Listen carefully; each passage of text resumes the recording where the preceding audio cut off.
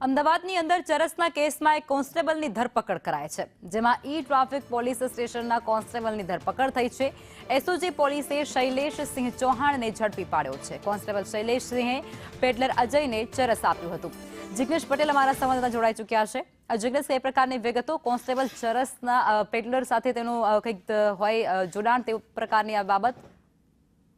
લખમાં વાત કરવામાં આવે તો અમદાવાદ એસઓજીએ એક આરોપીની ધરપકડ કરી હતી, જેની પાસેથી ડ્રગ્સ મળી આવ્યું હતું। જે ડ્રગ્સ મળી આવ્યું હતું તેની તપાસ કરતા તેના તાર છે તે કોન્સ્ટેબલ સાથે જોડાયા હતા।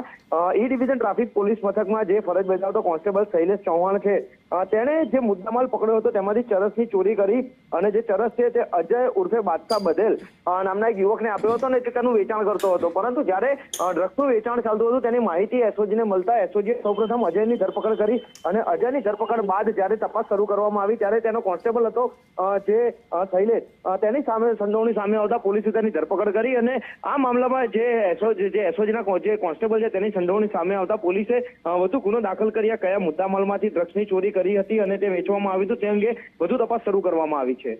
આભાર જિગ્નેશ।